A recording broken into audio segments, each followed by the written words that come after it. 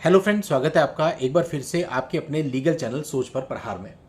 दोस्तों, डेली हम यहाँ पर ऐसी बातें करते हैं जो कोर्ट में समय समय पर हम लोगों को देखने को मिलता है और उससे फ़ायदा ये मिलता है कि वो सेम गलती आप नहीं करते हो। अब दोस्तों, आपके 498 को लेकर या अन्य जो वैवाहिक वाद होते हैं इनको लेकर के कई सारे प्रश्न होते हैं और तमाम वीडियो ये इसी पर होते हैं। एक अनोखा मामला मेरे सामने आया जिस पर आज का ये वीडियो मैं लेकर के आ रहा हूँ।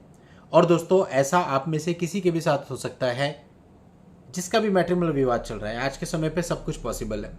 कई सारे लोग क्वेश्चन भी करते हैं कि साहब, स्थितियां ऐसी थी ऐसी थी ऐसी थी, या मेरे पास ये साक्ष्य हैं या एविडेंस हैं, तो क्या मेरी पत्नी फिर भी मुझ पर केस दर्ज कर सकती है। आज का ये वीडियो सभी पतियों के लिए बहुत ही इंपॉर्टेंट है क्योंकि इस स्तर का मिसयूज शायद आपने सुना भी नहीं होगा। तो दोस्तों, ध्यान से मेरी बात को समझना, सुनना। ये वो स्थिति है जहां पर पत्नी पक्ष ने यह सोच लिया कि सामने वाले को परेशान करना है, बर्बाद करना है, और मतलब ये समझ लीजिए कि उसकी लाइफ स्पॉइल कर देनी है। इस मेंटेलिटी के साथ इस केस को लड़ा जा रहा था। और दोस्तों, जहां पर दोनों पक्षकार एक दूसरे के प्रति इस प्रकार सोच लेते हैं तो फिर क्या होता है कि आदमी को अपने हित से कोई फर्क नहीं पड़ता। उसको बस ये होता है कि सामने वाले को मैं कितना डिस्ट्रॉय कर सकता हूं, वो करता है। तो दोस्तों, मामले के तथ्य को पहले समझते हैं। एक्चुअली कल मेरी किसी से बात हुई तो उन्होंने ये मामला बताया। बोला वो एक स्टेट में रहते हैं और जो उनकी पत्नी है वो दूसरे स्टेट में रहती है, मतलब उसका पेरेंटल होम दूसरे स्टेट में है। दोनों पक्षकारों के बीच में विवाद होता है। विवाद बहुत ज़्यादा बढ़ जाता है। पत्नी समय समय पे धमकियां देती रहती है और एक दिन ऐसा होता है कि पत्नी उसके घर से खुद अपना सारा सामान, जेवर वगैरह लेकर के चली जाती है। रोकने पर भी नहीं रुकती, लड़ाई झगड़ा करके गई है। अब जब वो जाती है तो वो जाते जाते उसके पुलिस थाने में एक पुलिस कंप्लेंट भी दी जाती है जिसमें वो पूरे परिवार का नाम लिखवा देती है और कह देती है कि इन पर सब पर कानूनी कार्रवाई, और पूरी कहानी उसमें लिख देती है। मेरे को मारा पीटा, दहेज मांगा, ये सब लिख के चली जाती है। अब दोस्तों, वो वहां से जाती है सीधा अपने मायके, जो कि दूसरे स्टेट में है। और अपने मायके में जाने के 2 दिन के बाद वो एक कंप्लेंट दाखिल करती है अपने मायके के थाने में। अपने मायके के थाने में जाके कंप्लेंट दाखिल करती है। उसमें लिखती है कि मेरे ससुराल वालों ने, मेरे पति ने मेरे साथ ये चीज़ें करी है और इनके खिलाफ कार्रवाई होनी चाहिए।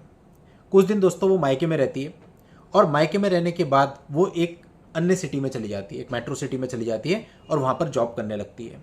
फिर दिमाग में पता नहीं क्या आता है, कुछ दिनों के बाद वो उस मेट्रो सिटी में भी जाकर के अपने पति और ससुराल वालों के खिलाफ एक एप्लीकेशन दे देती है जिसमें वो लिख देती है उन्होंने मुझसे दहेज मांगा, ये करा ये करा ये करा, इनके खिलाफ कानूनी कार्रवाई की जाए। अब दोस्तों, होता क्या है कि जो पेरेंटल होम था वहाँ अपने इन्फ्लुएंस से वो और उसके माता पिता, पति और उसके परिवार वालों पर एक एफआईआर दर्ज करवा देते हैं विदाउट एनी काउंसलिंग। दोस्तों, जो मामला पति के अपने शहर में वो दर्ज करा के गई थी, यानी जो शिकायत दे के गई थी, उस पर पुलिस वाले कॉल करके पति को बुलाते हैं। पति जाता है, अपना वर्जन रखता है और उसके बाद पुलिस से कभी कॉल नहीं आता। And after some time, after 1 year, उनको पता चलता है कि मेरी एफआईआर दर्ज हो चुकी है।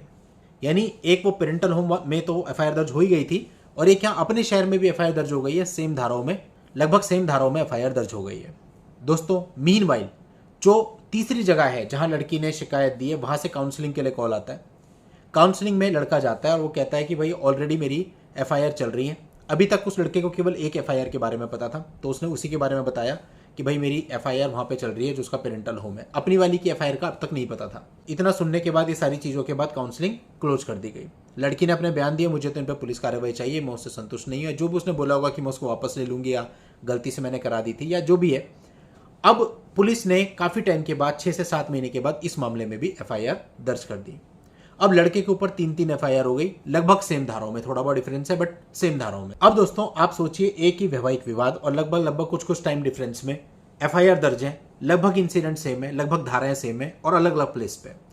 अब बात आती है कि भाई ऐसा तो हो नहीं सकता, ये चीज़ तो चल नहीं सकती है ना। तो इसके लिए पति को क्या करना पड़ेगा? क्वैशिंग फाइल करनी पड़ेगी, सिंपल है। और क्वैशिंग में वो कहेगा कि भाई जो मेरी ऑलरेडी पहले से एक एफआईआर तो दूसरी नहीं हो सकती। अब मान लेते हैं उसकी जो पहली एफआईआर हुई है वो उसके शहर में हुई। अब पेरेंटल होम उसका है, मान लेते हैं यूपी में, तो यानी क्वैशिंग फाइल करेगा वो इलाहाबाद हाई कोर्ट में, जबकि वो स्वयं रहने वाला है किसी और स्टेट का। ठीक। अब एक जो तीसरी एफआईआर है वो है किसी मेट्रो सिटी में, मान लेते हैं वो शहर दिल्ली है, तो अब उसकी क्वैशिंग फाइल करेगा दिल्ली हाई कोर्ट में। यानी एक क्वैशिंग फाइल करी इलाहाबाद हाई कोर्ट में, एक क्वैशिंग फाइल करी दिल्ली हाई कोर्ट में, और एक मामले का ट्रायल चला रहा है अलग सिटी में। तो आप सोचिए, अब क्वैशिंग का भी कितना बुरा हाल है। आप में से बहुत सारे लोग भुक्तभोगी हैं जिनकी क्वैशिंग पिछले 1.5 साल से पड़ी है, किसी की 2 साल से पड़ी है, किसी की 2.5 साल से पड़ी है, और पैसा भी तमाम लगता है, ट्रांसपेरेंसी होती नहीं है और लोग उलझे पड़े हैं। यानी कि इस मिसयूज की वजह से भी जो परेशान हो रहा है वो तो पति हो रहा है, वो तो 3 एफआईआर करके आराम से बैठी है, कहना ही नहीं है उसको, कुछ करना ही नहीं है। ठीक, और उसके बाद भी अगर आप ये सोचते हैं कि भाई ये तो प्राइमा फेसी मामला है, जब एक एफआईआर चल रही थी तो दूसरी एफआईआर कैसे हो जाएगी, तीसरी कैसे हो जाएगी, तो क्वैश हो ही जानी है। चलो ठीक है, पति को थोड़ी तकलीफ हो गई, थोड़े पैसे उसके खर्च हो गए, हाईकोर्ट में थोड़ी भागना दौड़ना हो गया, लेकिन दोस्तों ऐसा भी नहीं है। अब यहां पे मैं आपको अपने ही एक मामले का रेफरेंस देता हूं। कुछ समय पहले मैंने और मेरी टीम ने स्वयं ऑनरेबल सुप्रीम कोर्ट में एक क्वेश्चन पिटीशन फाइल करी थी। मामला था दोस्तों आंध्र प्रदेश से। जो पति था वो आंध्र प्रदेश में रहता था, जो पत्नी थी वो दूसरे स्टेट में रहती थी। पत्नी ने एक एफआईआर कराई आंध्र प्रदेश में और एक एफआईआर कराई अपने यहां पे जाकर के, दो एफआईआर उस मामले में हो गई। पति गया आंध्र प्रदेश हाई कोर्ट में क्वेश्चन के लिए कि भाई ऑलरेडी जब मेरी एफआईआर चल रही थी तो दूसरी एफआईआर नहीं होनी चाहिए थी, यानी सेकंड वाली एफआईआर को क्वेश्चन करने के लिए गया। आंध्र प्रदेश हाई कोर्ट ने उसकी क्वेश्चन को मना कर दिया, बोला नहीं क्वेश्चन नहीं होगा। वहां से रिजेक्शन हो गया। रिजेक्शन के बाद बंदा हमारे कांटेक्ट में आया और जब हमने पूरी परिस्थितियां देखी, पढ़ी, सारी रिपोर्ट, पुलिस रिपोर्ट, डेट्स, सब कुछ एनालाइज किया, तो हमें लगा यार ये तो प्राइमा फेसी मामला है और बहुत पॉसिबिलिटी हमको उसमें दिखी। सेम हमने उनको बताया कि पॉसिबिलिटी तो काफ़ी है, आप ट्राई करना चाहो कर सकते हो, डबल एफआईआर का मामला है। तो हमारी मेन मेरिट यही थी कि भाई जब एक मामला सेम धाराओं में सेम कहानी पे ऑलरेडी चल रहा है तो दूसरी एफआईआर दर्ज हो गई तो गलत है, पूरे तरीके से गलत है।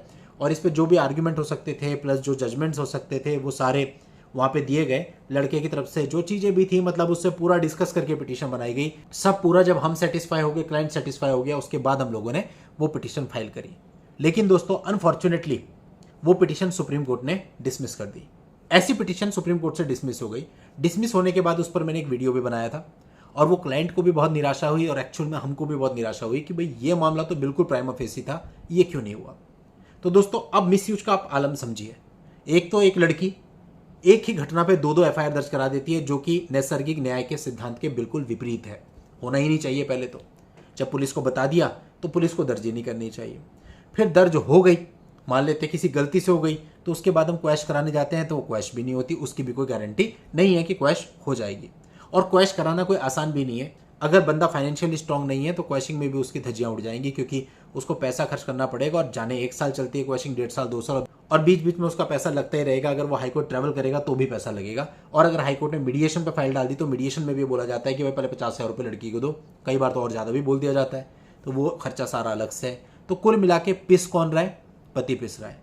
दूसरी पार्टी का कुछ नहीं जा रहा, उसने एफआईआर दर्ज कराई, कई बार तो भारत ही छोड़ के चली जाती है, आराम से कनाडा में एंजॉय कर रही है, जर्मनी में एंजॉय कर रही है, और पतियां 3-3, 4-4 केसेस से जूझ रहा है। और आज के समय पे तो एक आम आदमी को भी पता चल चुका है कि इस भारत देश के अंदर पुरुष की क्या हालत हुई पड़ी है। चाहे वैवाहिक विवाद देख लो, चाहे एक्स्ट्रा मैरिटल अफेयर के चलते पतियों के मर्डर देख लो, चाहे नॉर्मल लाइफ में पति की हालत देख लो, हर जगह पे वो मार खा रहा है। वो वही व्यक्ति है जो अपने परिवार के लिए सुबह से शाम तक मेहनत कर रहा है, भागदौड़ कर रहा है, अर्निंग कर रहा है, अपने लिए कुछ नहीं करता। जो करता है दूसरों के लिए करता है, अपने माँ बाप के लिए करता है, पत्नी के लिए करता है, अपने बच्चों के लिए करता है। लेकिन उसकी वो हालत हो रखी है कि उसकी दशा दयनीय है और कोई उसके सुध लेने वाला नहीं है। सिस्टम इतना बेकार कि उसकी और लगाए चले जा रहा है। तो अब ये बिल्कुल सटीक वक्त है जब ऐसे कानूनों को इंप्लीमेंट किया जाना चाहिए जिससे पुरुष को भी सुरक्षा मिल सके, एटलीस्ट वो साहस कर सके, उसको कहीं ना कहीं अंदर ये अनुभव हो कि मेरे लिए भी कुछ है। चलिए दोस्तों, आज के स्टूडियो में इतना ही। नेक्स्ट वीडियो में नई जानकारी के साथ मैं आपसे फिर मिलता हूं। तब तक के लिए goodbye and thank you for watching. Take care.